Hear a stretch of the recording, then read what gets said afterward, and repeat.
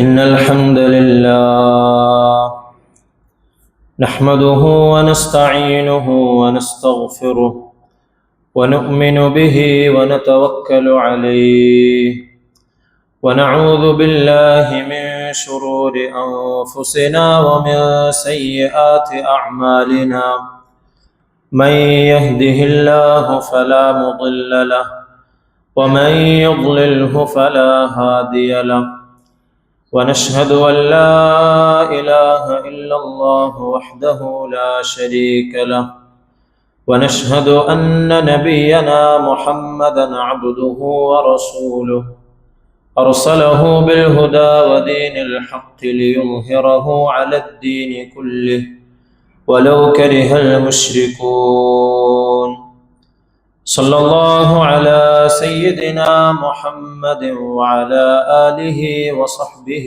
وسلم تسليما كثيرا كثيرا أما بعد أيها الناس أوصيكم عباد الله ونفسي أولا بتقوى الله فقد قال الله تعالى في قرآنه الكريم بعد أعوذ بالله من الشيطان الرجيم بسم الله الرحمن الرحيم يا أيها الناس اتقوا ربكم الذي خلقكم من نفس واحدة وخلق منها زوجها وبث منهما رجالا كثيرا ونساء واتقوا الله الذي تساءلون به والأرحام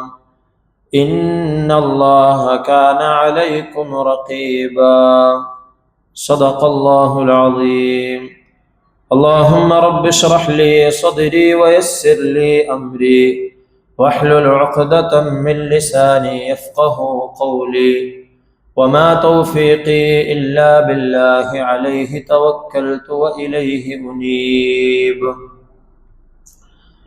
ബഹുമാനമുള്ള സത്യവിശ്വാസികളെ, മുഅ്മിനീങ്ങളെ, ജീവിതത്തിൻ്റെ എല്ലാ സന്ദർഭങ്ങളിലും അള്ളാഹുവിനെ തഖ്വ ചെയ്ത് അവൻ്റെ വിധിവിലക്കുകൾക്കനുസരിച്ച് ജീവിക്കണമെന്ന് സ്വന്തത്തോടും തുടർന്ന് നിങ്ങൾ ഓരോരുത്തരോടും വസിയത്ത് ചെയ്യുകയാണ്, ഓർമ്മപ്പെടുത്തുകയാണ്. അല്ലാഹു സുബ്ഹാനഹു വ തആല അവനെ ഏറ്റവും നല്ല നിലയിൽ തഖ്വ ചെയ്യാൻ നമുക്കേവർക്കും തൗഫീഖ് നൽകി അനുഗ്രഹിക്കുമാറാകട്ടെ. പരിശുദ്ധമായ ജുമുഅക്ക് വേണ്ടി നമ്മളിവിടെ ഒരുമിച്ച് കൂടിയതിനെ അല്ലാഹു നമ്മിൽ നിന്നും ഖബൂലാക്കുമാറാകട്ടെ. നമ്മൾ ചെയ്യുന്ന സൽക്കർമ്മങ്ങളെ അല്ലാഹു പരിപൂർണമായി നമ്മിൽ നിന്നും സ്വീകരിക്കുമാറാകട്ടെ. നമ്മിൽ നിന്ന് വന്നുപോയ തെറ്റുകൾ അള്ളാഹു അവൻ്റെ മഹത്തായ കാരുണ്യം കൊണ്ട് നമുക്ക് വിട്ടുപുറത്ത് മാപ്പാക്കി തരുമാറാകട്ടെ. ഇനിയുള്ള ജീവിതകാലം അള്ളാഹുവിന് ഇഷ്ടപ്പെട്ട രീതിയിൽ ഈമാനോടുകൂടി ജീവിക്കുവാനും ഈമാനോടുകൂടി കലിമ ഉച്ചരിച്ചുകൊണ്ട് മരണപ്പെടാനും അള്ളാഹു നമുക്ക് തൗഫീഖ് നൽകുമാറാകട്ടെ. നമ്മളെയും നാമുമായി ബന്ധപ്പെട്ടവരെയും അള്ളാഹു അസുഖങ്ങളിൽ നിന്നും അപകട മരണങ്ങളിൽ നിന്നുമൊക്കെ കാത്തുരക്ഷിക്കുമാറാകട്ടെ. അവരെയും നമ്മെയും ഒക്കെ അള്ളാഹു ജന്നാത്തുൽ ഫിർദൗസിൽ ഒരുമിച്ച് കൂട്ടി സന്തോഷിപ്പിക്കുമാറാകട്ടെ. പ്രിയമുള്ളവരെ, ഫലസ്തീനിൽ നിന്നും ആശ്വാസകരമായ ചില വാർത്തകൾ നമ്മൾ കേട്ടുകൊണ്ടിരിക്കുകയാണ്.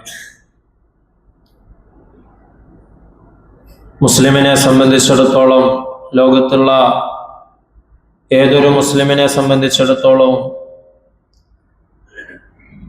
അവൻ ചേർന്ന് നിൽക്കേണ്ട ഒരു പ്രശ്നമാണ് ഫലസ്തീനിൻ്റെ പ്രശ്നം. അത് ഓരോ മുസ്ലിമിൻ്റെയും, അവർ പരസ്പരം സഹോദരന്മാരാണ് എന്ന രീതിയിൽ അത് ഓരോ മുസ്ലിമിൻ്റെയും ബാധ്യതയാണ്. എത്രത്തോളം എന്ന് വെച്ചാൽ, നമ്മുടെ ഈ കേരളത്തിൽ പോലും ഫലസ്തീനിലെ ചെറിയ കുട്ടികളുടെയും മറ്റും ദീനരോധനങ്ങളും കഷ്ടപ്പാടുകളും ഒക്കെ കാണുമ്പോൾ അതിൽ സന്തോഷിക്കുന്ന നികൃഷ്ടരായ ആളുകളുണ്ട് എന്ന് നമ്മൾ തിരിച്ചറിയുമ്പോൾ നമ്മുടെ ബാധ്യത ഒന്നുകൂടി നാം മനസ്സിലാക്കേണ്ടതുണ്ട്. അതുപോലെ തന്നെ മുസ്ലിങ്ങളെ സംബന്ധിച്ചിടത്തോളം ഈ പ്രവിശ്യകളൊക്കെ, ഈ പ്രദേശങ്ങളൊക്കെ എത്രത്തോളം പ്രധാനപ്പെട്ടതാണെന്ന് നാം ഓരോരുത്തരും മനസ്സിലാക്കിയിരിക്കണം. ഖുദ്സ്, അതുപോലെ തന്നെ ബൈത്തുൽ മുഖദ്ദസ്, മസ്ജിദുൽ അഖ്സ എന്നിങ്ങനെയുള്ള പേരുകളൊക്കെ ഒരുപാട് ഇസ്ലാമിക ചരിത്രത്തിൽ നമുക്ക് കാണുവാൻ സാധിക്കും. ഖുദ്സ് എന്ന് പറയുന്നത് അത് ഫലസ്തീനിലെ പട്ടണമാണ്. മുമ്പ് അതിൻ്റെ പേര് ഈലിയ എന്നായിരുന്നു. ഹിജറയുടെ 5-ാം വർഷം മുതലാണ് അതിനെ ഖുദ്സ് എന്ന് നമ്മൾ വിളിച്ചു പോരുന്നത്. അതുപോലെ ബൈത്തുൽ മുഖദ്ദസ്, മസ്ജിദുൽ അഖ്സ എന്നൊക്കെ പറയപ്പെടുന്നത് ആ പട്ടണത്തിലെ പരിശുദ്ധമാക്കപ്പെട്ട ഭവനമാണ്. അല്ലാഹു സുബ്ഹാനഹു വ തആല ഖുർആനിൽ തന്നെയും പേരെടുത്ത് പറഞ്ഞതാണ് മസ്ജിദുൽ അഖ്സ എന്ന് പറയുന്നത്. മുസ്ലിമീങ്ങളുടെ പവിത്രമായ 3 പള്ളികളിൽ നബി സല്ലല്ലാഹു അലൈഹി വസല്ലമ തങ്ങൾ നിങ്ങൾക്ക് പള്ളിയെ ലക്ഷ്യം വെച്ച് പോകാൻ കഴിയുന്ന 3 പള്ളികളിൽ മൂന്നാമത്തെ സ്ഥാനമാണ് മസ്ജിദുൽ അഖ്സാക്ക് നൽകിയിരിക്കുന്നത്. പ്രവാചകന്മാരുടെ ചരിത്രമെടുത്ത് നമ്മൾ പരിശോധിച്ചു നോക്കുകയാണെങ്കിൽ ഇബ്രാഹിം നബി അലൈഹിസ്സലാം മുതൽ അനേകം പ്രവാചകന്മാരുടെ ദഅവത്തിന്റെയും അവരുടെ ജീവിതത്തിന്റെയും ഒക്കെ ചരിത്രങ്ങൾക്ക് സാക്ഷ്യം വഹിച്ച സ്ഥലമാണ് ഫലസ്തീൻ ഉൾപ്പെടുന്ന ഷാം എന്ന് പറയുന്ന പ്രവിശ്യ. ഈ ഒരു സ്ഥലത്തെ നമ്മൾ മുസ്ലിമീങ്ങൾക്ക് പുറമെ ജൂതന്മാരും ക്രിസ്ത്യാനികളും ഒക്കെ പുണ്യ സ്ഥലമായി കാണുകയും ആദരിക്കുകയും ചെയ്യുന്നുണ്ട്. ഫലസ്തീനിനെ കുറിച്ച് പറയുമ്പോൾ, അല്ലെങ്കിൽ മസ്ജിദുൽ അഖ്സയെ കുറിച്ച് പറയുമ്പോൾ നമ്മുടെ മനസ്സിലേക്ക് ആദ്യം വരുന്ന, പലരുടെയും മനസ്സിലേക്ക് ആദ്യം വരുന്ന ഒരു ചിത്രം മഞ്ഞ വർണ്ണത്തിലുള്ള ഏറെക്കുറെ സ്വർണ്ണ നിറമുള്ള ഒരു ഖുബ്ബയുടേതാണ്. എന്നാൽ യഥാർത്ഥത്തിലുള്ള മസ്ജിദുൽ അഖ്സ എന്ന് പറയുന്നത് അതല്ല. ഈ സ്വർണ്ണ നിറമുള്ള ഖുബ്ബയുള്ള പള്ളി എന്ന് പറയുന്നത് അമവി ഭരണാധികാരിയായിരുന്ന അബ്ദുൽ മലിക് ബിൻ മർവാൻ നിർമ്മിച്ച മസ്ജിദു ഖുബ്ബത്തു സഹ്റയാണ്. മസ്ജിദുൽ അഖ്സ എന്നു മുതലാണ്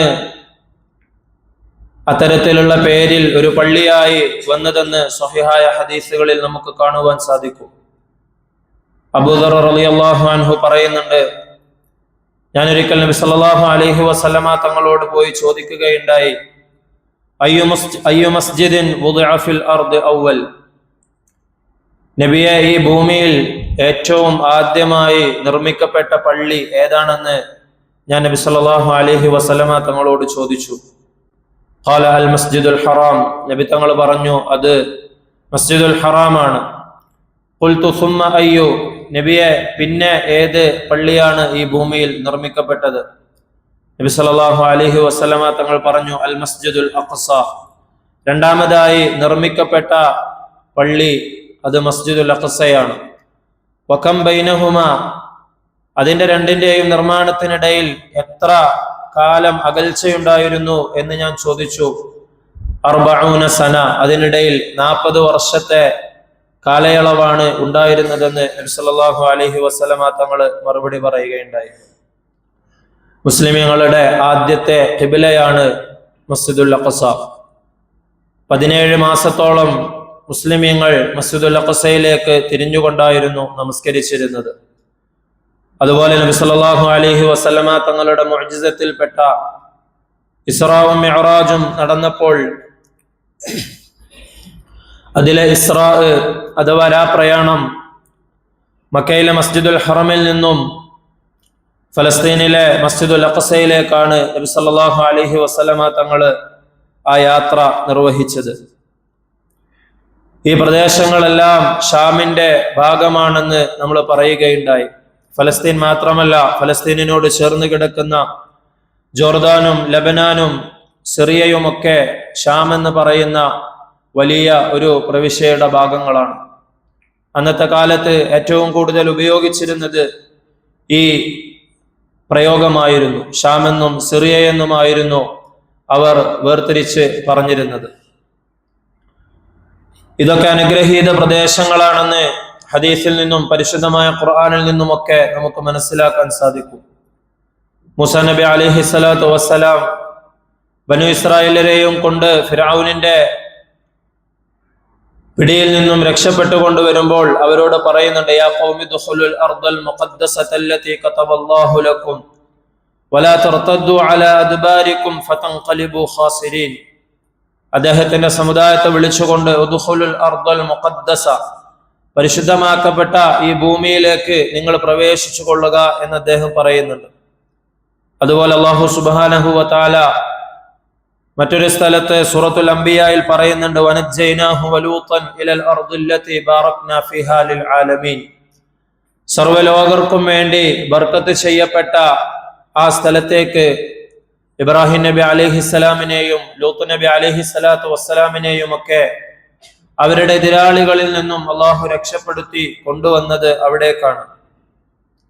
നബി സല്ലല്ലാഹു അലൈഹി വസല്ലമ തങ്ങളുടെ ദുആകളിൽ ഈ ഷാമിന് വേണ്ടി നബി തങ്ങൾ ദുആ ചെയ്തത് നമുക്ക് കാണുവാൻ സാധിക്കും. അല്ലാഹുമ്മ ബാരിക് ലനാ ഫീ ഷാമിന, അല്ലാഹുവേ ഷാം എന്ന് പറയുന്ന ഞങ്ങളുടെ ഈ പ്രദേശത്ത് നീ ബർക്കത്ത് ചെയ്യണമേ എന്ന് നബി സല്ലല്ലാഹു അലൈഹി വസല്ലമ തങ്ങൾ ദുആ ചെയ്യാറുണ്ടായിരുന്നു.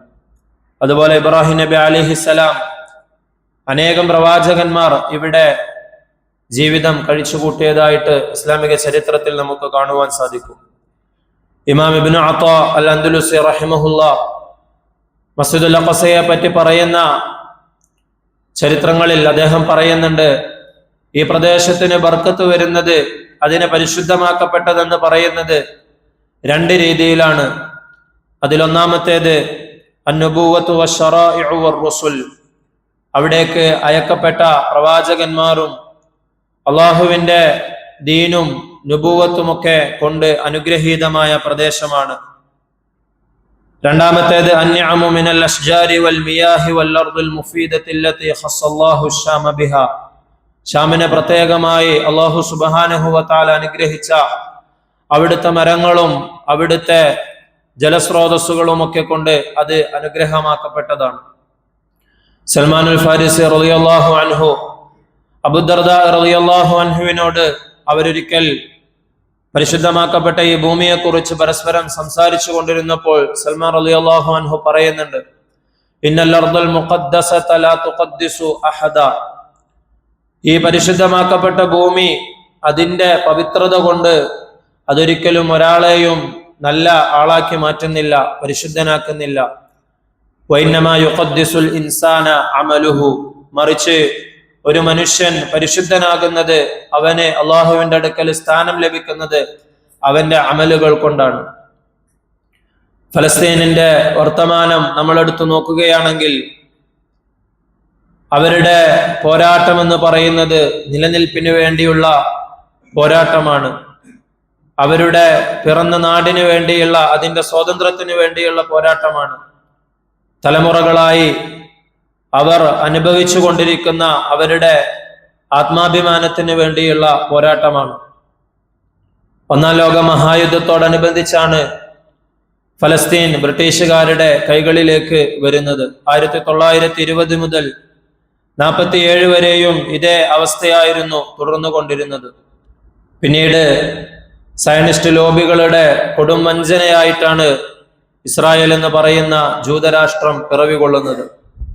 ഏകദേശം ആ കാലഘട്ടത്തിൽ 5% മാത്രമുണ്ടായിരുന്ന ജൂതർ ലോകത്തിന്റെ പല ഭാഗത്തു നിന്നും കുടിയേറ്റക്കാരായും അധിനിവേശക്കാരായും ഒക്കെ അവിടേക്ക് കടന്നു വരുന്ന കാഴ്ചയാണ് 1950കളിലും 60കളിലും നമുക്ക് കാണാൻ സാധിച്ചിരുന്നത്. പിന്നീട് അവരുടെ കുടിയേറ്റത്തോടുകൂടി, അവരുടെ അധിനിവേശത്തോടുകൂടി നിരന്തരം സംഘർഷങ്ങളും പ്രശ്നങ്ങളും ഉടലെടുത്തുകൊണ്ടേയിരുന്ന സ്ഥലങ്ങളാണ് ഇവയോരോന്നും. ആ മണ്ണിൽ നടന്ന ജൂതരുടെ ഭാഗത്തു നിന്നുള്ള പല ഇടപെടലുകളും ചെറിയ വലിയ യുദ്ധങ്ങളായും അതുപോലെ തന്നെ സമാധാന കരാറുകളായും രണ്ട് രാഷ്ട്രത്തിന്റെ വാദങ്ങളുമായൊക്കെ ചർച്ചകൾ മുന്നോട്ട് പോകുന്നത് നമ്മൾ കാണുന്നുണ്ട്. മുസ്ലിമിനെ സംബന്ധിച്ചിടത്തോളം ഈ വിഷയത്തിൽ നമുക്ക് ചെയ്യാൻ പറ്റുന്നത്, നമ്മളെ കൊണ്ട് ചെയ്യാൻ സാധിക്കുന്നത് തീർച്ചയായും നമ്മൾ ചെയ്യേണ്ടതുണ്ട്. അതിനപ്പുറത്തേക്ക് നബി സല്ലല്ലാഹു അലൈഹി വസല്ലമ തങ്ങളുടെ ഹദീസിലും പ്രവചനത്തിലുമൊക്കെ ശുഭപ്രതീക്ഷ വെക്കുകയും മുസ്ലിമീങ്ങൾ എന്ന നിലയിൽ നമ്മുടെ സഹോദരങ്ങൾക്ക് വേണ്ടി ആത്മാർത്ഥമായി ദുആ ചെയ്യുകയും ചെയ്യണം. ഔഫ് ഇബ്നു മാലിക് റളിയല്ലാഹു അൻഹു പറയുന്നുണ്ട്, തബൂക്ക് യുദ്ധത്തിന് ശേഷം ഞാൻ നബി സല്ലല്ലാഹു അലൈഹി വസല്ലമ തങ്ങളുടെ അടുക്കലേക്ക് ചെല്ലുകയുണ്ടായി. വഹുവ ഫീ ഖുബ്ബത്തിൻ മിൻ അദം, നബി തങ്ങൾ തോലുകൊണ്ട് നിർമ്മിക്കപ്പെട്ട ഒരു കൂടാരത്തിൽ ഇരിക്കുകയായിരുന്നു. ആ സമയത്ത് നബി തങ്ങളുമായി ഞാൻ സംസാരിച്ചപ്പോൾ നബി തങ്ങൾ എന്നോട് 6 കാര്യങ്ങളെ എണ്ണി പറഞ്ഞു. ഉഅ്ദുദ് സിത്തൻ ബൈന യദൈ സഅ, ഖിയാമത്ത് നാൾ സംഭവിക്കുന്നതിന് മുമ്പ് 6 കാര്യങ്ങൾ സംഭവിക്കുമെന്ന് നബി തങ്ങൾ എന്നോട് പറഞ്ഞു. അതിലൊന്നാമത്തേത് നബി സല്ലല്ലാഹു അലൈഹി വസല്ലമ തങ്ങളുടെ വഫാത്തായിരുന്നു. ഖിയാമത്ത് നാളിന്റെ അടയാളങ്ങളിൽ വളരെ പ്രധാനപ്പെട്ട ഒന്ന് തന്നെ ആദരവായ റസൂലുള്ളാഹി സ്വല്ലല്ലാഹു അലൈഹി വസല്ലമ തങ്ങളുടെ വഫാത്താണ്. ആ 6 കാര്യങ്ങളുടെ കൂട്ടത്തിൽ നബി സല്ലല്ലാഹു അലൈഹി വസല്ലമ തങ്ങൾ എണ്ണി പറഞ്ഞിരുന്നത് ഫത്ഹു ബൈത്തുൽ മഖ്ദിസ്, ബൈത്തുൽ മുഖദ്ദസിന്റെ വിജയമായിരുന്നു. അത് ഉമർ ഇബ്നുൽ ഖത്താബ് റളിയല്ലാഹു അൻഹുവിന്റെ കാലഘട്ടത്തിൽ ഹിജ്റ 16-ാമത്തെ വർഷം യാതൊരു രീതിയിലുള്ള രക്തച്ചൊരിച്ചിലുകളും ഇല്ലാതെ ബൈത്തുൽ മുഖദ്ദസ് കീഴടക്കിയത് നമുക്ക് ഓരോരുത്തർക്കും അറിയാവുന്നതാണ്. ഉമർ റളിയല്ലാഹു അൻഹു സ്വന്തമായി തന്നെ അവിടെ പോവുകയും അവിടെയുള്ള ആളുകളുമായി സന്ധിയിൽ ഏർപ്പെടുകയും ആ പ്രദേശത്തെ ക്രിസ്ത്യാനികളിൽ നിന്നും ജൂതന്മാരിൽ നിന്നുമൊക്കെ ശുദ്ധീകരിക്കുകയും അവിടെ ഒരു പള്ളി നിർമ്മിക്കുകയും ചെയ്യുകയുണ്ടായി. ഇനി അവസാന കാലമാകുമ്പോൾ ഈസാ നബി അലൈഹിസ്സലാത്തു വസ്സലാം ഭൂമിയിലേക്ക് ഇറങ്ങി വരുന്നതും ഈ പ്രദേശത്താണ്. വവറാഅഹു ദജ്ജാൽ, അദ്ദേഹം വരുമ്പോൾ അവിടെ ദജ്ജാൽ ഉണ്ടാകും. വമഅഹു 70,000 യഹൂദിയൻ, ആ കൂട്ടത്തിൽ 70,000 ജൂതന്മാരും ഉണ്ടാകും. കുല്ലുഹും ദൂ സൈഫിൻ മുഹല്ല വസാജിൻ, അവരോരോരുത്തരും ഊരിപ്പിടിച്ച വാളുമായി യുദ്ധത്തിന് ഒരുങ്ങിക്കൊണ്ടായിരിക്കും നിൽക്കുന്നുണ്ടാകുക.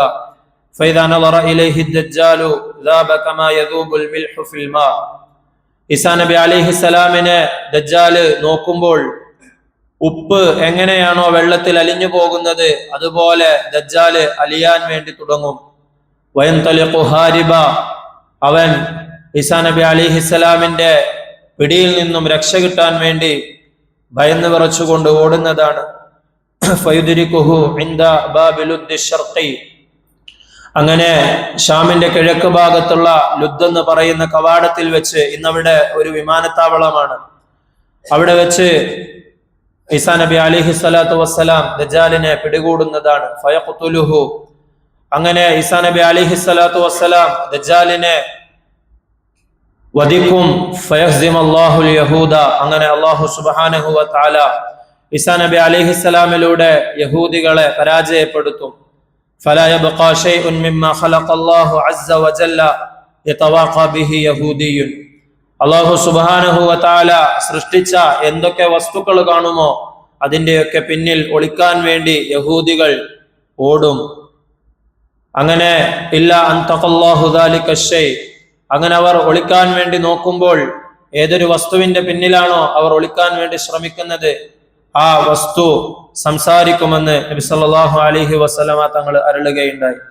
ലാ ഹജറുൻ വലാ ഷജറുൻ വലാ ഹായിഖുൻ വലാ ദാബ, അവരൊരു മൃഗത്തിന്റെ പിന്നിൽ ഒളിച്ചാലും അവരേതെങ്കിലും മതിലിന്റെ പിന്നിൽ ഒളിച്ചാലും മരത്തിന്റെയോ കല്ലിന്റെയോ പിന്നിലൊക്കെ പോയി ഒളിച്ചാലും ആ വസ്തു സംസാരിക്കുന്നതാണ്.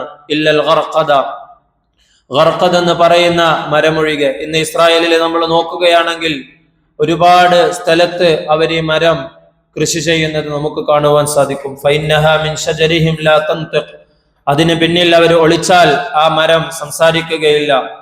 ഇല്ലാ ഖാല യാ അബ്ദല്ലാഹിൽ മുസ്ലിം ഹാദാ യഹൂദിയുൻ ഫതആല ഉഖ്തുൽഹു, ഓരോ വസ്തുവും വിളിച്ചു പറയുന്നതാണ്, അള്ളാഹുവിന്റെ അടിമയായ മുസ്ലിമെ, ഇതാ എന്റെ പിന്നിൽ ഒരു യഹൂദി ഒളിച്ചു നിൽക്കുന്നുണ്ട്, നീ വന്ന് അവനെ കൊന്നുകളയണമെന്ന് ഓരോ വസ്തുവും വിളിച്ചു പറയുന്നതാണെന്ന് നബി സല്ലല്ലാഹു അലൈഹി വസല്ലമ തങ്ങൾ അരുളുകയുണ്ടായി. ഇന്ന് പുതിയ ഒരു കരാറിൽ ഏർപ്പെടുകയും പുതിയ ഒരു സന്ധിയിലെത്തുകയും ചെയ്യുന്ന ഈ നിമിഷത്തിൽ നമ്മൾ മുമ്പും ഇവിടെ സംസാരിച്ചതാണ്, യഹൂദികളുടെ കരാറിന്റെ ചരിത്രം എടുത്ത് പരിശോധിച്ചു നോക്കിയാൽ ഒരു കരാറ് പോലും പൂർത്തീകരിക്കാത്ത, കരാറ് ലംഘിച്ചുകൊണ്ടേയിരിക്കുന്ന ഒരു സമുദായമാണ് ജൂതരെന്ന് പറയുന്നത്. ഓരോ മനുഷ്യനെ സംബന്ധിച്ചിടത്തോളവും അവന്റെ അടിസ്ഥാനപരമായ സ്വഭാവം എന്ന് പറയുന്നത് മറ്റുള്ളവരോട് ചെയ്യുന്ന വാക്ക് പാലിക്കുകയും കരാറ് പൂർത്തീകരിക്കുകയും ചെയ്യുക എന്നതാണ്. ഈ ആധുനിക ലോകത്തും അത്തരത്തിലുള്ള കരാറുകൾ നമ്മൾ ചെയ്തിട്ട് അതിനെ ലംഘിക്കുകയാണെങ്കിൽ അത് മനുഷ്യത്തെ ഇല്ലായ്മയായിട്ടാണ് നമ്മൾ പരിഗണിക്കുന്നത്. അല്ലാഹു സുബ്ഹാനഹു വ തആല കാലങ്ങൾക്ക് മുമ്പേ ഇത്തരത്തിൽ മനുഷ്യത്വം ഊരിയെടുക്കപ്പെട്ട ജനതയാണ് ജൂതന്മാരെന്ന് അവരെ പറ്റി വിശേഷിപ്പിച്ചു. ഇന്ന ശർറദ്ദവാബി ഇൻദല്ലാഹിൽ ലദീന കഫറു ഫഹും ലാ യുഅ്മിനൂൻ. നബി സല്ലല്ലാഹു അലൈഹി വസല്ലമ തങ്ങളുമായുള്ള കരാറുകളൊക്കെ എപ്പോഴും ലംഘിച്ചുകൊണ്ടേയിരുന്ന മദീനയിലെ 3 പ്രധാനപ്പെട്ട യഹൂദ ഗോത്രങ്ങളെ സംബന്ധിച്ചാണ് അല്ലാഹു സുബ്ഹാനഹു വ തആല ഈ ആയത്തിലൂടെ പറയുന്നത്. ബനു നളീറും ബനു ഖൈനുഖാഉം ബനു ഖുറൈളയും ഒക്കെ എപ്പോഴും നിബിതങ്ങളുമായിട്ടുള്ള കരാറുകൾ ലംഘിച്ചിരുന്നു. ഇന്ന ശർറദ്ദവാബി, അള്ളാഹു അവരെ കുറിച്ച് വിശേഷിപ്പിച്ചത് തീർച്ചയായും അവരേറ്റവും മോശപ്പെട്ട മൃഗങ്ങളാണെന്നാണ്. മുഫസ്സിരീങ്ങൾ പറയുന്നുണ്ട്, ഏറ്റവും മോശപ്പെട്ട മനുഷ്യരെന്ന് പോലും പറയാതെ മനുഷ്യത്വം അവരിൽ നിന്നും ഊരിയെടുക്കപ്പെട്ടത് കൊണ്ടാണ് അള്ളാഹു സുബ്ഹാനഹു വ തആല അവരെ കുറിച്ച് ഏറ്റവും മോശപ്പെട്ട മൃഗങ്ങളെന്ന് വിശേഷിപ്പിച്ചത്. അതിന് തൊട്ടടുത്ത ആയത്തിൽ അല്ലാഹു സുബ്ഹാനഹു വ തആല പറയുന്നുണ്ട്, അല്ലദീന ആഹദ്ത മിൻഹും സുമ്മ യൻഖുദൂന അഹ്ദഹും. നീ അവരോട് ഏതൊരു തരത്തിലുള്ള സന്ധിയിൽ ഏർപ്പെടുകയാണെങ്കിലും സുമ്മ യൻഖുദൂന അഹ്ദഹും, അവർ അവരുടെ കരാറിനെ ലംഘിക്കുന്നതാണ്. ഫീ കുല്ലി മർറത്തിൻ വഹും ലാ യത്തഖൂൻ, അവർ അല്ലാഹുവിനെ യാതൊരു തരത്തിലുമുള്ള സൂക്ഷ്മതയും പാലിക്കുന്നില്ല. ഫീ കുല്ലി മർറത്തിൻ, എല്ലാ ഓരോ പ്രാവശ്യവും അവർ ചെയ്യുന്ന കരാറുകളൊക്കെ അവർ ലംഘിക്കുന്നതാണ്. മദീനയിൽ പ്രധാനമായും 3 ഗോത്രങ്ങളാണ് ഉണ്ടായിരുന്നത്. അവരോടൊക്കെ നബി സല്ലല്ലാഹു അലൈഹി വസല്ലമ തങ്ങള് സമാധാനത്തിന്റെ കരാറ് ഉണ്ടാക്കിയിരുന്നു. സഖീഫത്ത് എന്നൊക്കെയായിരുന്നു ഈ കരാറുകൾ അറിയപ്പെട്ടിരുന്നത്. ആ കരാറിൽ എപ്പോഴും നബി സല്ലല്ലാഹു അലൈഹി വസല്ലമ തങ്ങൾ പറഞ്ഞിരുന്നത്, വഇന്നഹു മൻ തബിഅനാ മിൻ യഹൂദ ഫഇന്ന ലഹു അൻ-നസ്റ വൽ ഉസ്വ. യഹൂദികളിൽ നിന്നും ആരെങ്കിലും നമ്മളുടെ കൂടെ നിൽക്കുകയാണെങ്കിൽ തീർച്ചയായും അവർക്ക് ഇസ്ലാമിക ഭരണകൂടത്തിന്റെ ഭാഗത്ത് നിന്നുള്ള എല്ലാ സഹായവും ഉണ്ടാകുന്നതാണ്. ഗൈറ മദ്ലൂമീന വലാ മുതനാസിരീന അലൈഹിം, അവരെ യാതൊരു രീതിയിലും മുസ്ലിം രാഷ്ട്രത്തിന്റെ അകത്ത് പീഡിപ്പിക്കപ്പെടുകയോ ആക്രമിക്കപ്പെടുകയോ ചെയ്യുന്നതല്ല. വൈനൽ യഹൂദ യുൻഫൂന മഅൽ മുഅ്മിനീന മാ ദാമു മുഹാരിബീൻ, അവരെന്നാൽ മുഅ്മിനീങ്ങളോട് ഏതെങ്കിലും തരത്തിലുള്ള യുദ്ധത്തിന്റെ പ്രവർത്തനങ്ങളിൽ ഏർപ്പെടുകയാണെങ്കിൽ തീർച്ചയായും അവരെ മദീനയിൽ നിന്നും പുറത്താക്കുമെന്ന് നബി സല്ലല്ലാഹു അലൈഹി വസല്ലമ തങ്ങള് നല്ല രീതിയിൽ അവരുമായി കരാറുണ്ടാക്കിയിരുന്നു. എന്നാൽ വളരെ നല്ല രീതിയിലുള്ള ഈ കരാറുകൾ ആ 3 കൂട്ടരും ലംഘിക്കുന്നതായിട്ടാണ് നമുക്ക് കാണുവാൻ സാധിക്കുന്നത്. അതിലേറ്റവും ആദ്യമായി കരാർ ലംഘിക്കുന്നത് ബനു ഖൈനുഖാ ഗോത്രമാണ്. മദീനയിലെ മറ്റ് യഹൂദരിൽ നിന്നുമൊക്കെ മാറി കുറച്ചകലെയായിട്ടായിരുന്നു ബനു ഖൈനുഖാഇന്റെ താമസ സ്ഥലം. മറ്റുള്ള ജൂതരൊന്നും തന്നെ ഇവരെ തങ്ങളുടെ കൂട്ടത്തിൽ കച്ചവടത്തിനോ മറ്റോ വേണ്ടി കൂട്ടിയിരുന്നില്ല. അങ്ങനെ ഹിജ്റ 2-ാം വർഷം അവരുടെ കച്ചവട സ്ഥലത്ത് ഒരു മുസ്ലിം സ്ത്രീ പോവുകയും അവിടെയുള്ള സ്വർണ്ണപ്പണിക്കാരന്റെ അടുക്കൽ അവർ അവരുടെ ആവശ്യത്തിന് വേണ്ടി ചെല്ലുകയും ചെയ്തു. അവർ മുഖം മറച്ചിരുന്നത് കൊണ്ട് ആ മുഖം വെളിവാക്കണമെന്ന് ആ യഹൂദി അവരോട് പറഞ്ഞു. എന്നാൽ അവരതിന് കൂട്ടാക്കിയില്ല.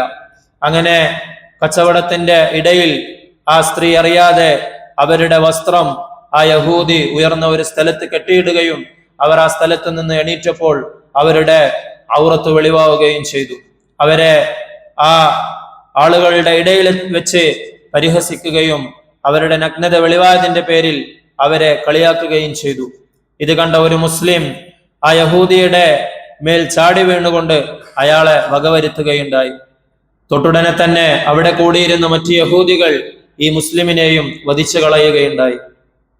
അങ്ങനെ ഈ ഒരു പ്രശ്നം വലുതാകുമെന്ന് നബി സല്ലല്ലാഹു അലൈഹി വസല്ലമ തങ്ങളുടെ അടുക്കൽ എത്തുകയും ഇത് വലിയൊരു പ്രശ്നമാകുമെന്ന് കണ്ടപ്പോൾ നബി സല്ലല്ലാഹു അലൈഹി വസല്ലമ തങ്ങള് അവരുമായി ചർച്ചയ്ക്കിരിക്കുകയും അവരുമായിട്ട് കരാറ് പുതുക്കാൻ വേണ്ടിയുള്ള ശ്രമങ്ങൾ നടത്തുകയും ചെയ്തു. എന്നാൽ നബി സല്ലല്ലാഹു അലൈഹി വസല്ലമ തങ്ങളോട് ഭീഷണിപ്പെടുത്തുകയും കരാറ് ഞങ്ങൾ ലംഘിക്കുമെന്ന് അവർ തുറന്ന് പറയുകയും ചെയ്തു. യാ മുഹമ്മദ് ലാ യഗുറന്നക മിൻ നഫ്സിക അന്നക ഖതൽത നഫറൻ മിൻ ഖുറൈശിൻ കാനു അഗ്മാറൻ ലാ യഅരിഫൂനൽ ഖിതാൽ.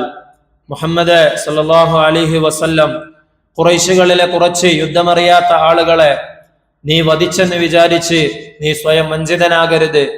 ഇന്ന വൈൻ ഖാതൽതന ലാ അറഫ്ത ഇന്ന നഹ്നു നാസ്.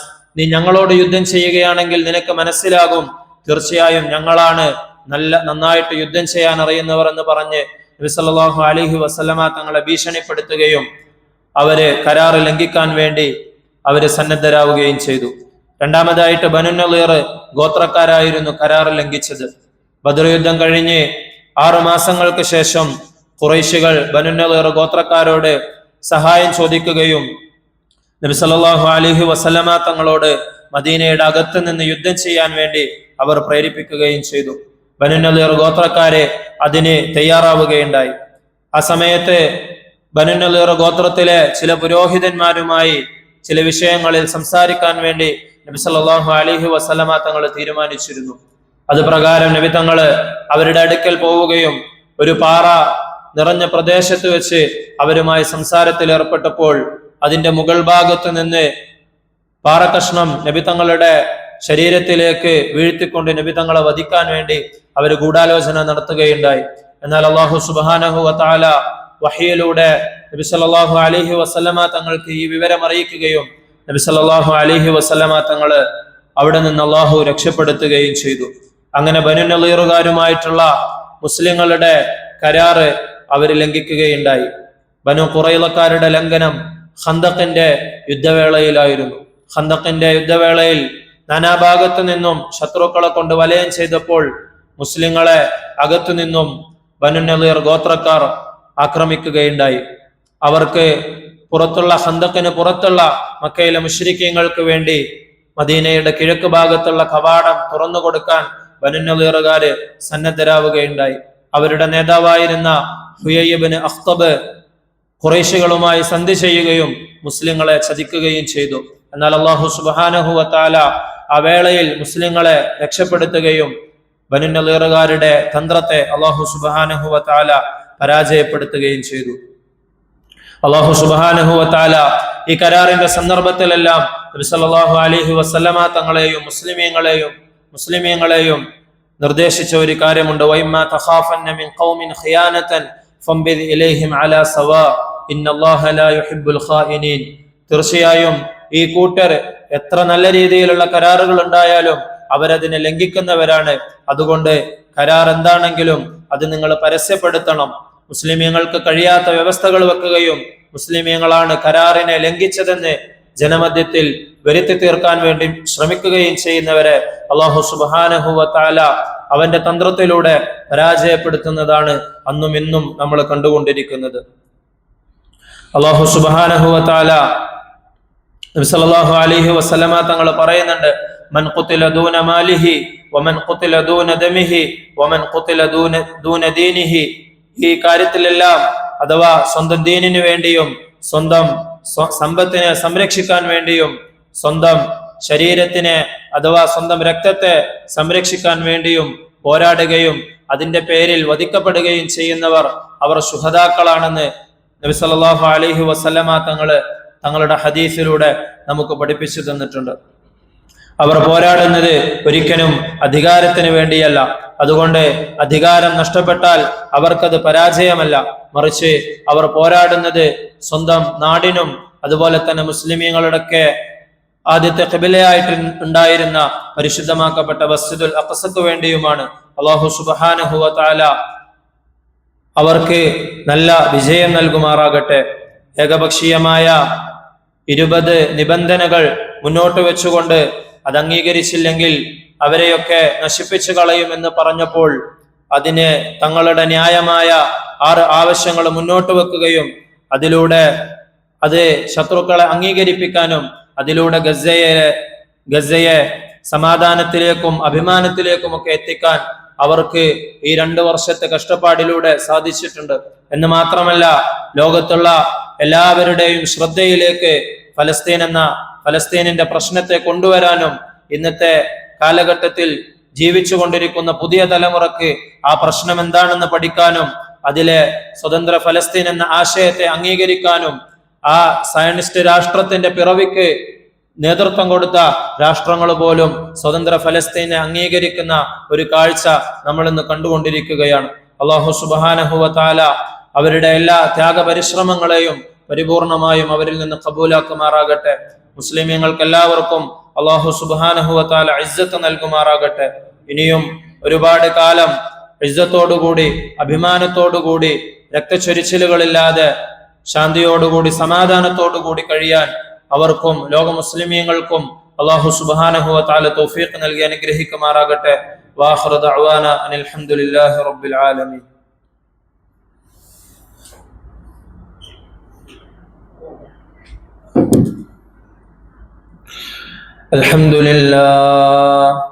الحمد لله الواحد الأحد الصمد الذي لم يلد ولم يولد ولم يكن له كفوا أحد. صلى الله على سيدنا محمد وعلى آله وأصحابه الأبر.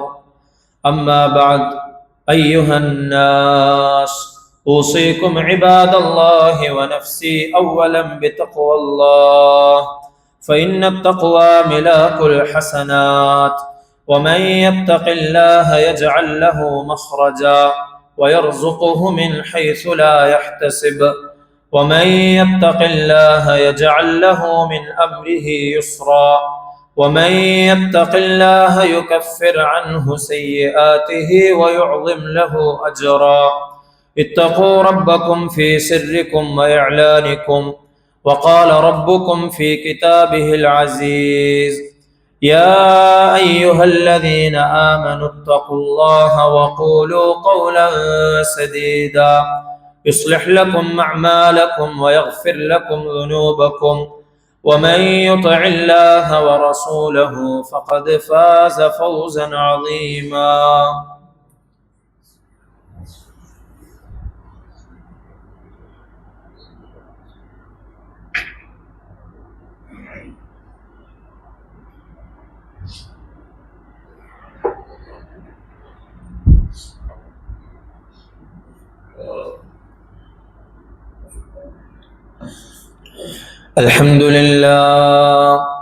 الحمد لله الكريم المعبود، وأشهد أن لا إله إلا الله الرحيم المحمود، وأشهد أن نبينا محمدا عبده ورسوله أشرف مولود.